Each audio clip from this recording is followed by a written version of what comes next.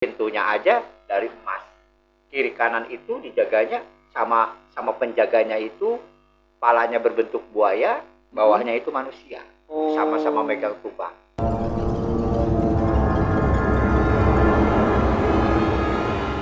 Assalamualaikum warahmatullahi wabarakatuh. Balik lagi sama gue Fajar Priyanto di acara MOD Misteri Orang Dalam. Pada segmen kali ini kita akan membahas kisah-kisah misteri yang ada di sekitaran Kampung Muara. Pada kali ini kita sudah kedatangan narasumber, yaitu Bapak Adi Mulyadi, bisa dipanggil Pak Ustadz Mul. Nah, beliau tahu tentang sejarah mistis di Kapuk Muara ya Pak? Bisa dibilang sejarah mistis ya Pak? Sejarah mistis. Bagaimana nih kabarnya nih Pak? Ya, sebelumnya Assalamualaikum warahmatullahi wabarakatuh. Alhamdulillah kita masih diberikan kesehatan oleh Allah sehingga saya bisa hadir di sini undangan Abang. Yang mudah-mudahan nanti apa yang saya bahas bisa juga ada manfaat buat kita semua dan juga orang yang tadinya tidak tahu tentang masalah mistis khususnya di Kapuk Muara, terutama yaitu di Kalicagak. Ya, insya Allah sedikit saya akan memaparkan tentang masalah apa mistis ini, karena ya sedikit saya ya termasuknya tahu ya dan mengalami Bapak. Iya, mengalami. Tidak bisa berhadapan langsung secara goibiah. Secara goib batin. Pak Ustadz Mul ya, Pak Ustadz Mul. Di Kapuk Muara ini mitos mistis apa yang Bapak rasakan pada saat sekarang ini? Untuk saat sekarang ini dan yang sudah berlalu, ya, karena mitos itu tidak akan bisa dilupakan oleh masyarakat khususnya di Kapuk Muara. Ya, terutama intinya adalah di Kalicagak itu. Karena di situ tuh ada termasuknya orang tua kita yang terdahulu. Ya, maaf boleh dikatakan yaitu engkong-engkong kita. Nah, kemungkinan besar malam ini saya sedikit akan buka tentang masalah mistis itu, tapi juga masalah mistis ini juga ada manfaatnya buat kita. Ya. Intinya memberikan kabar, ya terutama kan di situ ada yang memegang, terutama yaitu almarhum yaitu Kong Birun, yang menjaga Kalicagak, dan istrinya yaitu Nenek Rintik. Nah, di situ dia sangat dominan. Kalau setiap pun ada banjir, beliau itu memberikan informasi. Kalau bahasa kita sekarang ya ke cucu-cucunya, terutama di situ kan masih ada cucunya ya. Yang tinggal masih ada keturunan cucu. Ya, ada masih hidup bahkan sekarang. Memberikan kabar bahwasannya kalau setiap mau ada banjir besar, tolong dia mewanti-wanti kepada kita khususnya di wilayah situ itu untuk berhati-hati. Ya, berhati-hati, takutnya ya itu tadi. Ya, bahkan yang mungkin sudah pernah kejadian, akhirnya pernah kejadian tuh. Oh, yang waktu anak kecil itu ya Pak, jatuh kecemplung. Bahkan sampai sekarang belum ketemu tuh Pak. Betul, sampai sekarang pun ya nggak ketahui jasadnya kemana. Ya mungkin karena bukan hanya di situ tuh Bang, ada dua, kalau bahasa kita ada dua versi. Gimana? Versi yang pertama? Versi yang pertama itu baik, versi yang kedua itu tidak baik. Maksudnya baik itu gimana Pak? Kalau yang baik itu yang murni, yang menjaga di situ asli, yang namanya Kong Birun itu sama istrinya Nenek Rintik. Oke. Ya. Yang sisi tidak baiknya di situ juga termasuknya juga ada sebentuk kayak misalnya istana, itu beda. Ya, jadi di situ beda. Jadi dia itu selalu bertentangan, seolah-olah Kalicagak itu kalau kita geng masing-masing punya wilayah. Oh gitu. Nah gitu. Jadi khususnya di Kalicagak itu juga ada yang baik dan ada yang tidak baik. Ya kemungkinan besar yang tidak baik itu yang sering, yaitu kalau orang kecebur, maaf yang kayak kemarin itu tidak akan nongol lagi. Ya wasilahnya apa ya, memang kalau misalnya untuk meninggal atau itu urusan Allah, tapi syariatnya. Nah gitu ya kan, biasanya kecebur-keceburnya orang bisa ketemu. Ya kan sekarang kan banyak orang-orang yang ahli mencari mayat di sungai. Tapi kan ini udah Tim mengerahkan tim SAR, mengerahkan ini, mengerahkan ono. Kenyataannya ya nol hasilnya. Nggak Sampai ketemu sama beberapa sekali, Pak. hari pun nol. Nggak ketemu sama Nggak sekali. ketemu sampai sekarang. Nah, itu yang mungkin tidak baiknya ya bahasa kita maaf diambil kali sama dia atau disembunyikan sama dia. Itu kesalahan dari orang tuanya atau gimana, Pak? Atau gimana, Pak? Karena begini ya Bang ya, kalau di Kampung Muara itu kalau sudah banjir itu anak-anak itu demen.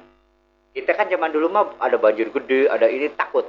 Kalau zaman sekarang kan enggak. Seolah-olah air itu kayak mainan, pakai berenang dan Pinggir sebagainya. kali jadi wahana Nah, berenang. Karena anak ini masih umurnya ya masih kecil lah ya. Ya. Dia itu berjalan di atas setpel kali. Ya karena banjir mungkin licin atau misalnya karena jalannya berapa orang kejorok-jorok, ya kan akhirnya dia jatuhlah ke bawah. Ya. Nah gitu. Jadi yang mau menolongnya ini juga masih pada bocah-bocah, jadi nggak bisa. Nenek bahkan buyut saya, beliau pernah bercerita kayak gitu kan, bahwasannya di Kali Cagak itu katanya memang ada istana. Betul. Tapi kan karena memang saya kan orang yang awam ya, saya nggak tahu, belum tahu apa gitu, makanya kan saya pengen bertanya, apakah betul memang di sana benar ada istana kehidupan atau gimana, Pak? Nah sekarang begini, kalau yang dikatakan istana itu menurut penglihatan batin kita. Oh gitu. Ya kalau untuk orang-orang yang nggak punya itu, ya seolah-olah ya biasa aja. Tapi kalau orang sudah batinnya kuat, atas izin Allah Subhanahu Wa Taala itu, luar biasa, pintunya aja dari emas. Kiri kanan itu dijaganya sama penjaganya itu, kepalanya berbentuk buaya, bawahnya itu manusia, sama-sama megang tumbang. Makanya setiap ada acara kayak kita zaman dulu mau uka-uka gitu ya kan, uji nyali, itu dari Tangerang didatangkan ke situ.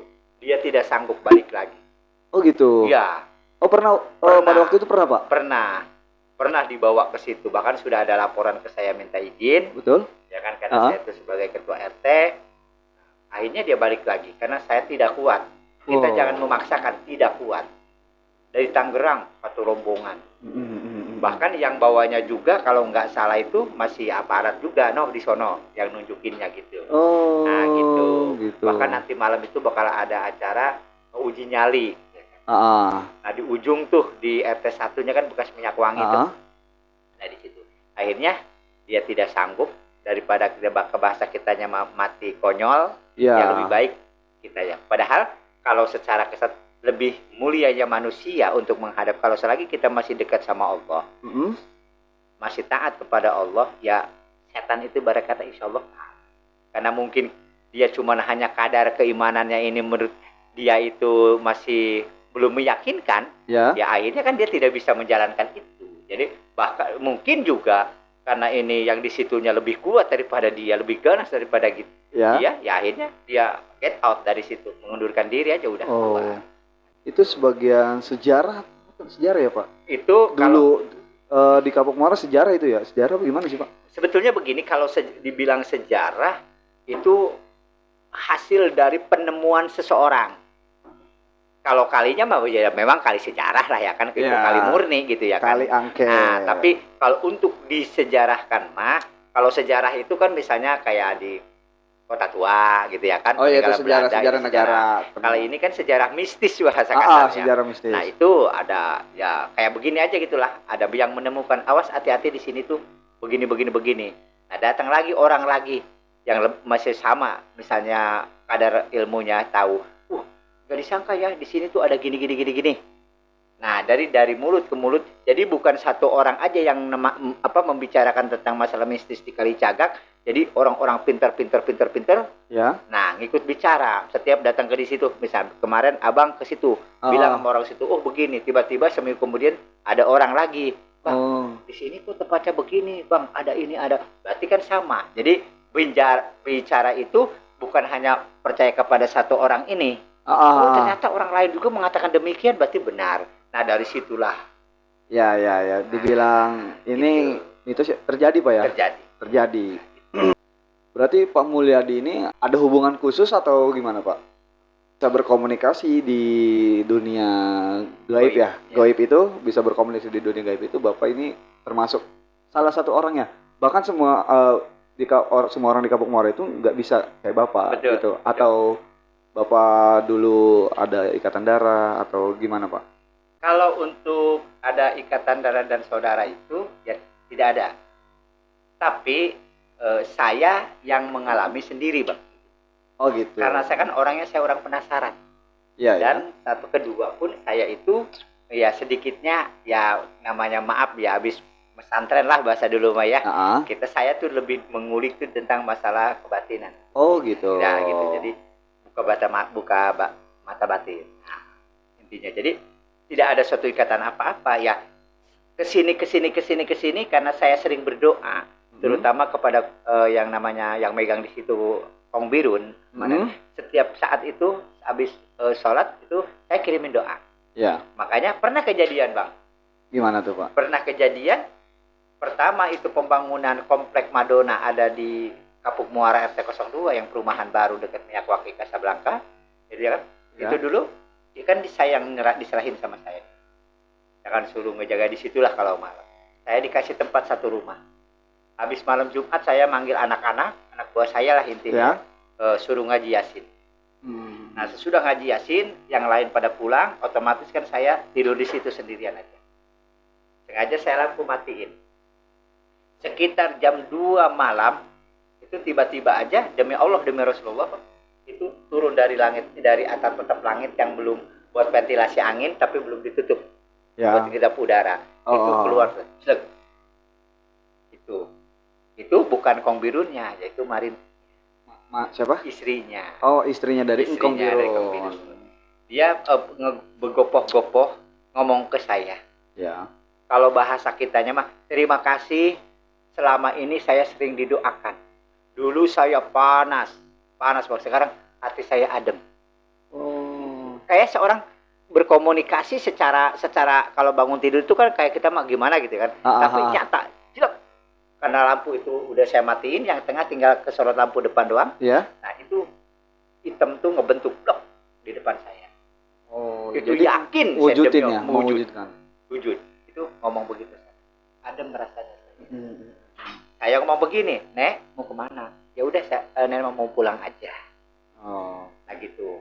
Ya memang karena saya itu sering ngalamin begitu, jadi nggak gentar, Bang, nggak takut langsung berlari, nggak. Karena ya berkomunikasi lah. Gitu. Ya. Ya kalau begitu, Nek, tolonglah jaga-jaga cucu Nenek di sini.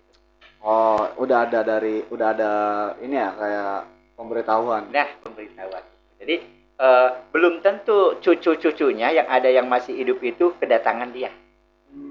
Belum tentu, Bang. Ya. Karena dia tuh kalau orang sudah nyaman di pangkuan satu orang, dia nggak bakalan lari kemana-mana. Pasti ke situ lagi, ke situ. Karena sering dikirimin doa, walaupun bukan saudara, bukan orang tua, bukan saudara, leluhur itu. Ya, tapi karena saya menghormati juga yang sering, ya, karena saya sebelumnya itu saya bilang habis nikah itu saya pernah nolongin dia, nenteng dia, mau kecebur, akhirnya saya teng-teng, saya di pundak saya tuntun naikin ke atas. Tuh, disitulah awal pertama kenalan sama saya, bahasa. Awal-awalnya. Tapi saya ceritakan sama cucunya, sama orang yang udah tahu orang itu benar dan diyakini bahwa itu bentuknya begini, orangnya begini, diakui. Itu mana rintik. Jadi bukan saya bicara hoar-hoar di depan umum, di depan masyarakat. Hayalan doang. Tapi emang karena emang bener Bapak itu ada ketemu dan ada hubungan ya. Ada hubungan. Berhubungan. Gitu. Bahkan ya saya nolongin dia mau kecebur. Tuh fisiknya begini, bentuknya kayak begini, kata saya kan, begini. Itu memarintik. Udah nggak apa-apa itu mah yang di sini. Nah, masih hidup yang mengatakan demikiannya juga sekarang dua-dua yang namanya Matarini itu masih ada. Saya ngadu ke dia berdua tuh, Mak, saya semalam kedatangan orang cewek begini, gimana bentuknya? Tuh begini. Oh itu memarintik. Jadi kan apa yang saya alami dan saya rasakan dan saya temuin, yang saya perlihat itu dengan otomatis nggak disangkal, jadi dibenarkan sama seseorang itu. Ya intinya fakta lah tuh fakta. Bapak tuh fakta, benar-benar emang bertemu lah, gitu ya kan. Karena kalau saya mimpi, karena saya antar istri saya nganter istri saya itu buang air kecil lah bahasa kita. Ya. Nah, dia masuk ke dalam, saya menunggu di belakang, di luar dulu belum masuk. Ya. Ya tiba-tiba aja dari atas turun ke bawah, sedangkan kan dulu rumah di situ masih nancep di pinggir di tengah kali, Bang. Sekarang aja kan udah lega, dulu mah sempit kali itu. Oh. Nah, gitu. Balik lagi nih Pak ke Siap. yang anak kecil waktu hilang itu. Itu penyebabnya apa kok Pak? Nggak bisa sampai ditemuin Pak. Penyebab anak itu hilang. Ya, sekarang begini ya. Karena kan walaupun saya bicara ngalor ngidul dan apapun, kalau orang yang percaya mungkin percaya, kalau yang enggak ya mungkin enggak. Seolah-olah hayalan belaka. Ya. Tapi kenyataannya itu ya saya bilang pertama tadi, ada yang misalnya positif dan ada yang negatif. Oke. Nah, itu yang negatif itulah intinya. Kalau misalnya emang yang narik anak kecil itu Betul. engkong siapa? Bukan dia. Bukan engkong. Bukan. Tapi ada makhluk lain. Ya, betul. Gitu, ada makhluk lain Iya. yang menginginkan anak itu Betul, mungkin ya. Betul.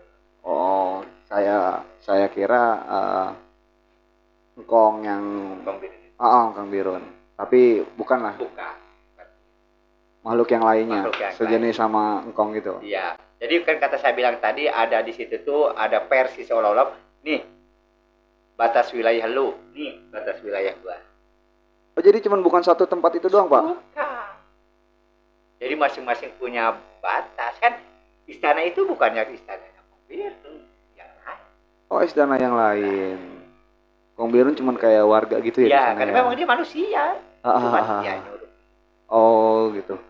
Berarti banyak juga di kali Cagak itu ya? Banyak. Waduh, ngeri juga nih. Ya bahkan pernah ngalamin juga perahu itu pernah dibalikin. Nah, tongkang. Itu dia. Perahu tongkang. Ya. Istri saya selamat. Sebelum jadi istri saya itu istri saya selamat berdua sama bibinya. Yang lain yang lagi hamil pada kemana tahu. Tapi istri saya selamat. Sebelum nikah sama saya, dia lagi masih perawan kerja di Muara Karang, Blok 6. Itu sama bibinya begitu perahu kebalik begitu, dia muncul lagi pegangan begini, ngegantung-gantung di perahu yang berdua sama bibinya, namanya Moheni.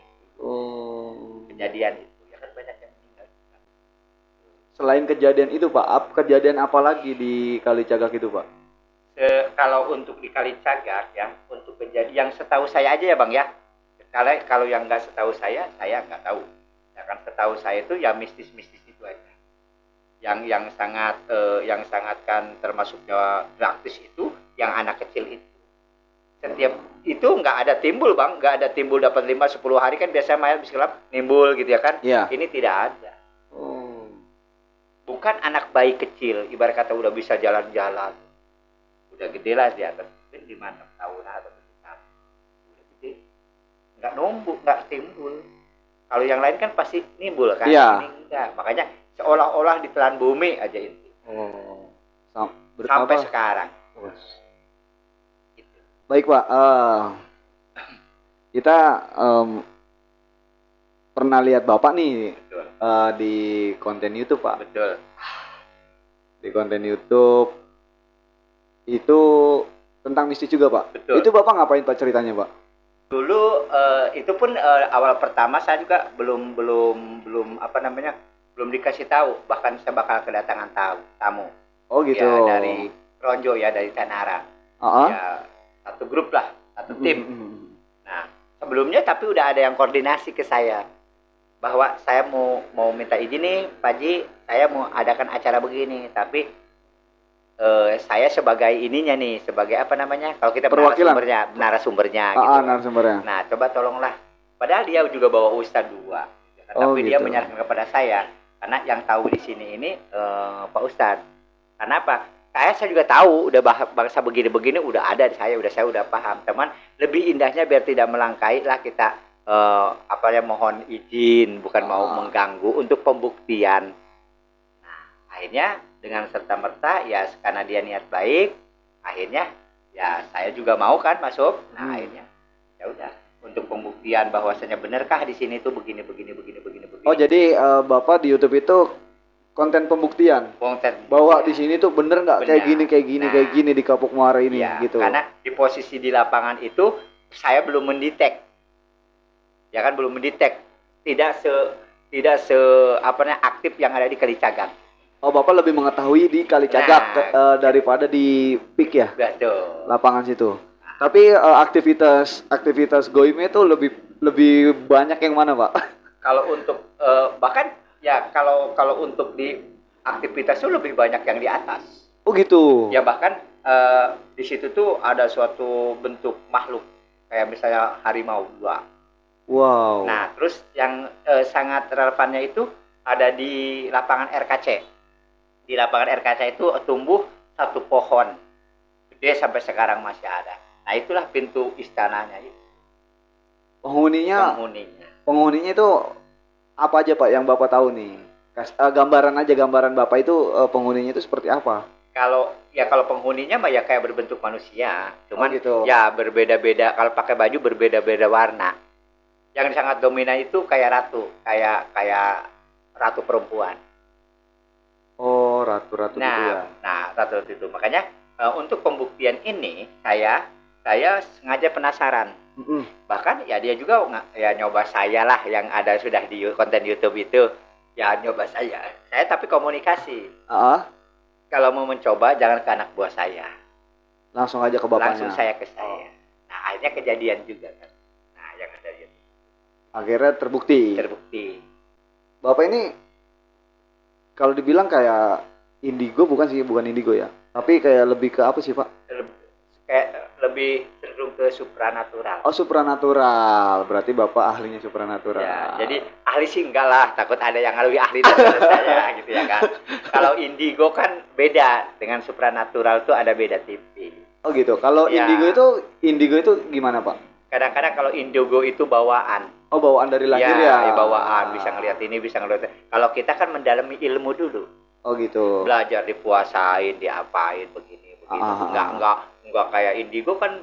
Kalau kita malah laduni itu bawaan dari Allah tadi. Kok lu nggak sekolah, nggak bisa, nggak pesantren, toh bisa ngaji. Itu namanya laduni. Diberikan sama Allah. Iya, ilmu laduni. Saya pernah dengar itu, Pak. Gitu. Berarti Bapak bisa nerawang lah. Bisa nerawang, bisa melihat ya? Ya, insya Allah gitu ya. Insya Allah gitu. Saya penasaran nih, Pak. Saya penasaran kalau maksudnya gini, Pak. Saya kan emang orang awam dan nggak tahu apa-apa. Yang Bapak lihat ini di rumah keras ini ada aktivitas apa goibnya? Ada, ini kita lagi aktivitas. Goibnya? Oh, bukan. Kita bukan orang bukan goib, Pak. Enggak ada aktivitas ini kan biasa.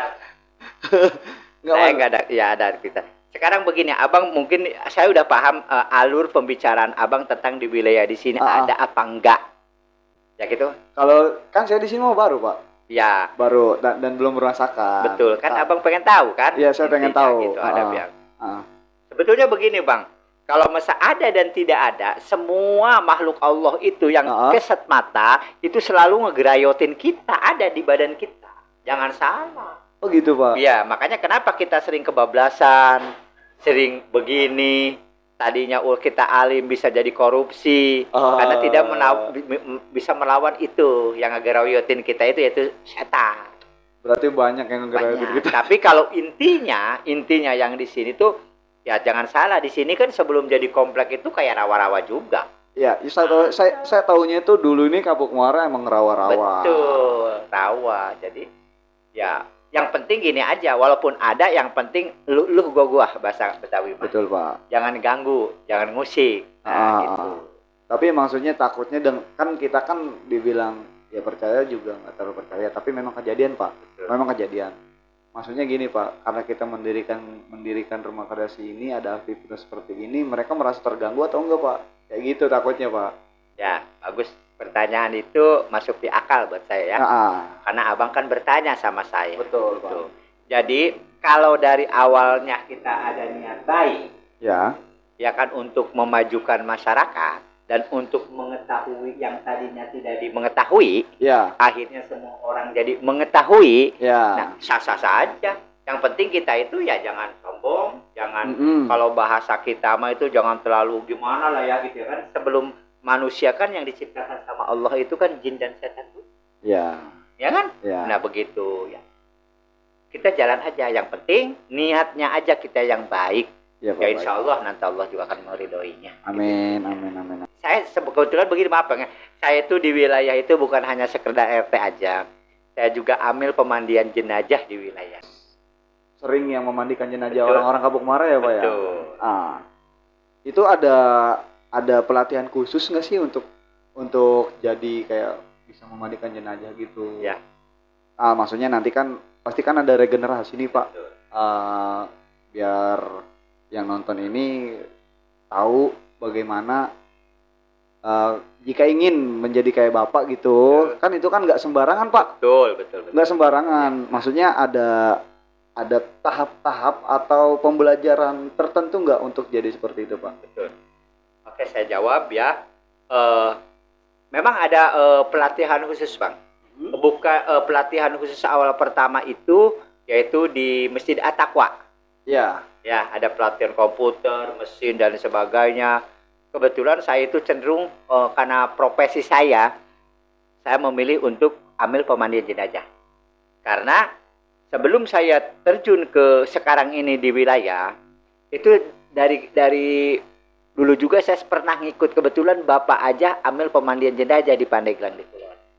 Saya sering kalau supir mas saya ngenekin beliau. Ada bahasa, nanti kalau kamu keluar dari sini ke daerah orang, khawatir takut di wilayah itu tidak ada orang yang bisa memandikan jenazah. Ya. Karena untuk memandikan jenazah itu bukan asal mandiin orang hidup aja. Itu, Pak. Ada syarat dan syariatnya. Yang saya tanyakan itu, Pak. Nah, ada Bang. Jadi nggak cukup di At-Taqwa aja, karena di At-Taqwa itu saya udah dapat sertifikat. Sudah dapat sertifikat, kalau bahasa kita mas sudah fit and proper test kemungkinan. Jadi sertifikat. Di situ saya tidak habis di situ aja. Langsung kita di kalau nggak salah kantor wali kota Jakarta Utara. Di situ, betul. Udah kemana-mana. Nah, sama Bang Nur Hasan, Bang Hasan ikut juga. Cuman dia masih dulu tuh belum ya kalau kita mau belum berani lah. Ya belum berani. Nah, akhirnya habis beres begitu, kami langsung yang terakhir diundang ke Priuk. Kalau nggak salah Masjid Nurul Islam. Ya. Nah, di situ deket apa itu Gor apa itu tahu di situ ya kan? PMI, dekat depan PMI. Ya. Nah, di situ kita digojlok lagi secara gamblang. Ya. Kalau di kantor wali kota itu kita cara untuk membeset kain kapan, untuk cara talinya berapa itu juga Pak ada hitungannya. Jadi menggelar tali di bawah di bawah tikar itu 4, di atas tikar itu buat terakhir kain kapan itu 5. Jadi harus ada tata tertentu nih Pak, nggak boleh sembarangan dari. Nah gitu sebabnya kalau berarti kan 9 bawah 4 bawah ya itu ya kan 9 intinya kan 9. Nah itu kita mengacu kepada Wali Songo intinya sunahnya. Ya makanya kain kapan itu juga disyaratkan ya umumnya yang kita pakai itu 3 lembar umumnya ya sesuai dengan postur tubuh. Kalau postur tubuhnya tinggi Pak? Ya tetap 3. Tetap 3? Ya 3. Kan kain kafan itu ukurannya misalnya 14 meter. Manusia berapa sih panjangnya? Paling banter juga apa lebih 2 meteran juga belum tentu banyak ya kan? Ada gitu ya kan? Iya benar. Nah gitu betul, kan sesuai. Makanya kan sebelum kita beset kain kafan itu kita ukur dulu si mayatnya ini berapa. Dari pala lebihin sejengkal, dari kaki lebihin sejengkal. Nah buat begitu tahapannya. Itu. Dan saya juga ingin sekali kepada anak-anak muda khusus yang ada di Kapuk Muara. Saya sudah banyak ngobrol. Iya betul. Sama Abi, Oman Saroni juga udah pernah lagi meninggal, ada orang Abahudin meninggal. Jadi kalau bisa ini dibudidayakan generasi anak muda ini untuk belajar pemandian jenazah. Karena kalau bukan nggak ada regenerasi siapa lagi Pak? Nah itulah makanya yang dikhawatirkan. Maksud saya itu datang setiap RT perwakilan 2 orang. Dalam satu RW ini misalnya ada 7 RT. Ya. Ambilin aja tuh 2 orang. Apa mau di roaring? Gitu ya kan biar lebih fokus. Betul. Sebetulnya ya ukur ngeliatin aja cara-cara begini nanti kita ajarin. Sesudah cara praktek untuk menyiapkan segala si mayat ini. Nah, untuk cara memandikan. Itu juga Bang lumayan, nggak asal mandiin jenazah aja. Cara wudhunya juga ada bacaannya. Cara untuk memandikannya juga kan doanya ada. Ya intinya ada tahap-tahap Nah, tertentu yang harus begitu. benar-benar dipelajari Betul. biar Nah, nggak salah. Yang sangat kita fokuskan adalah kita bikin praktek dulu. Prakteknya ini kita boleh pakai boneka. Tapi kalau di kantor wali kota Jakarta Utara itu mah langsung. Karena dia itu dipercaya Pak Haji itu seDKI Jakarta itu dia yang diperketuanya kita ini. Dia anaknya sendiri yang bahan percobaannya. Oh gitu. Naik ke atas pemandian. Oh. Terus udah ngegelar kain kapan dia dibungkus sama kita. Kayak mayat dibungkus, dari kurus anak saya kayak sampai gede badannya. Ya, naik dia ke tempat pemandian jenazah, kita sholat lagi mandiin. Udah beres dia turun, tidur di tempat itu. Kita ikut. Begitu Bang. Nah, terus berapa hari kita, kalau nggak salah 3-4 hari lah di kantor wali kota. Oh gitu. Ya, untuk praktek itu sama Al Ustad Aang tuh yang kita bling. Ustad Aang. Dia sama dia. Ya. Nah gini Pak.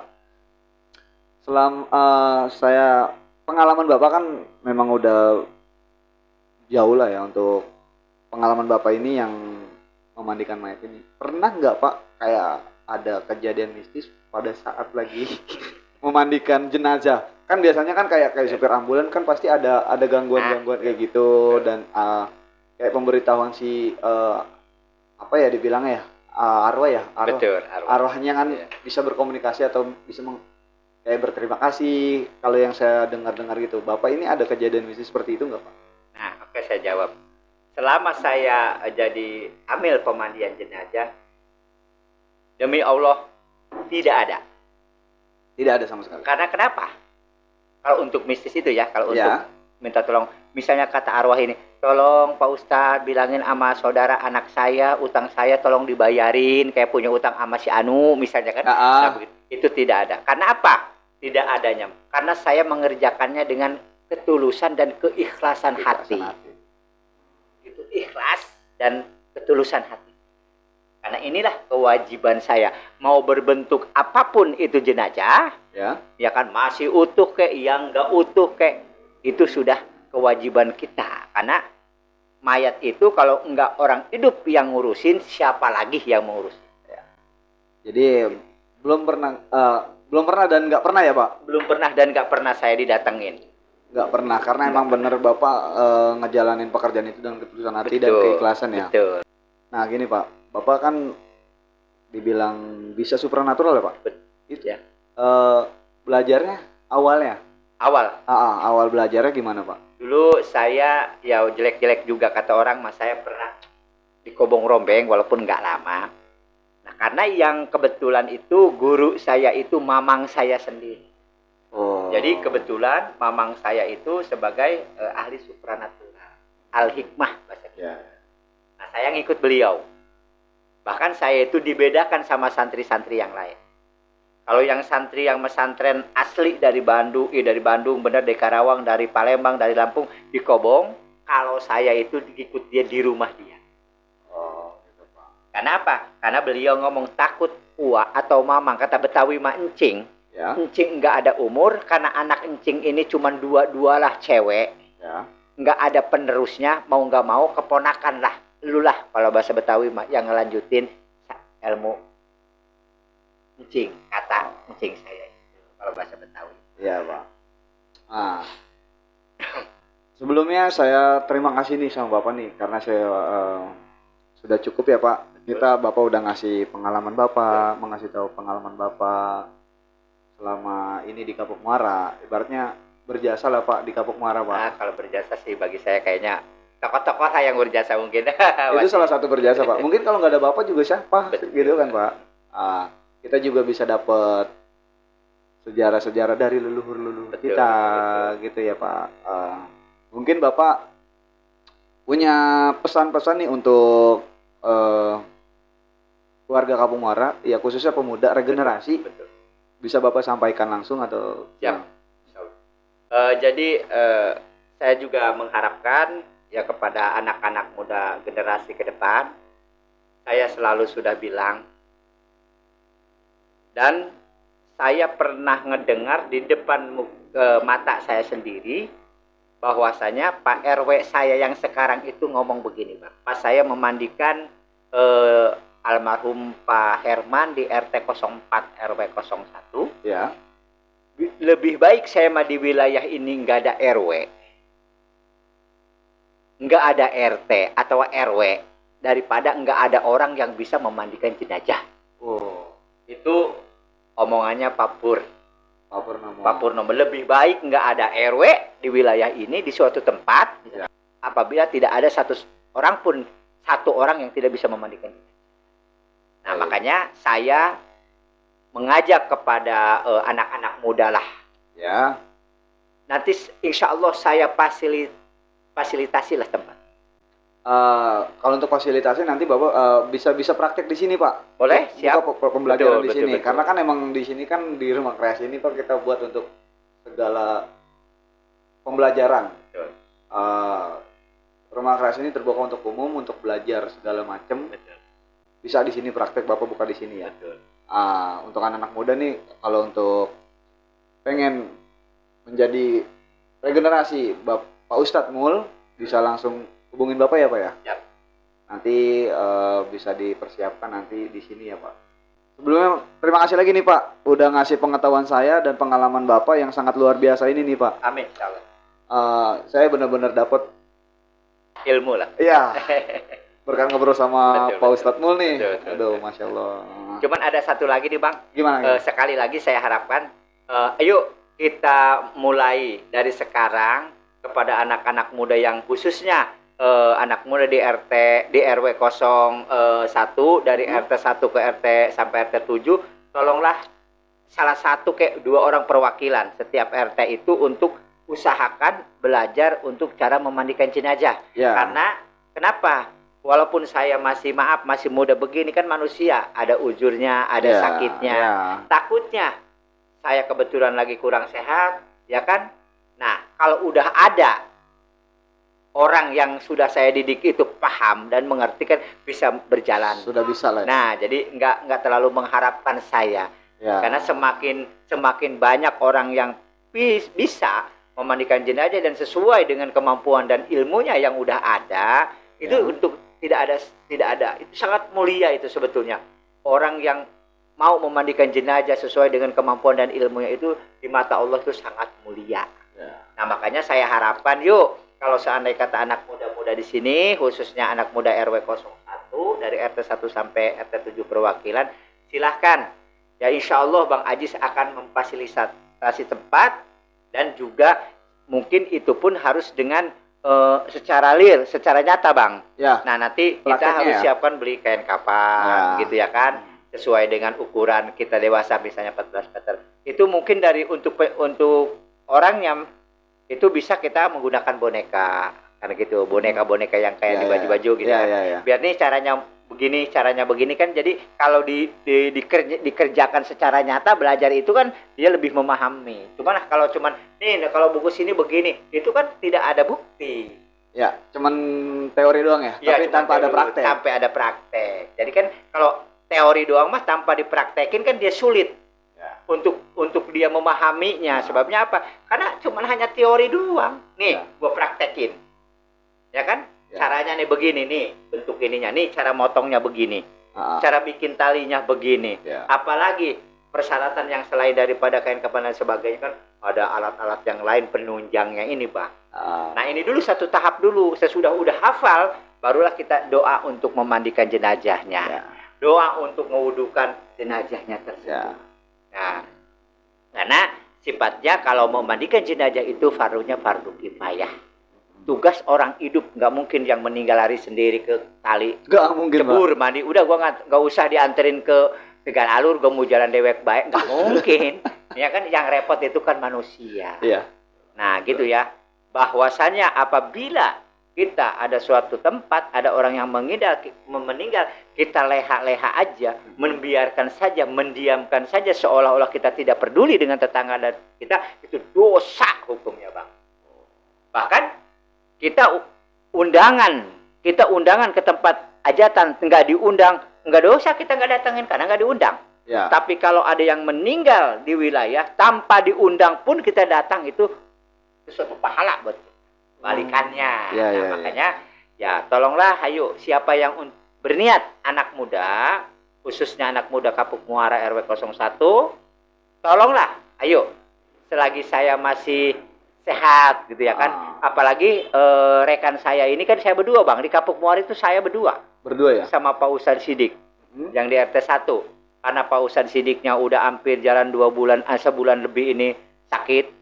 Dia sakitlah paru-paru dan ada darah tinggi, juga ada kena urat saraf terjepit. Nah sekarang dia nggak berdaya.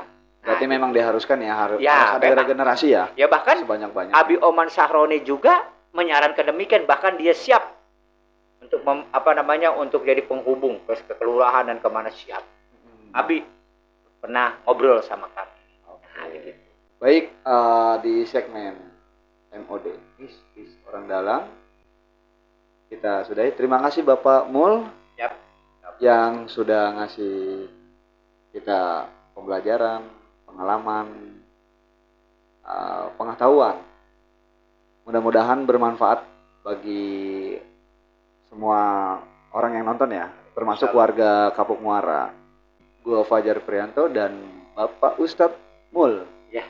Pak Ustadz Mul pamit undur diri. Assalamualaikum warahmatullahi wabarakatuh. Waalaikumsalam warahmatullahi wabarakatuh.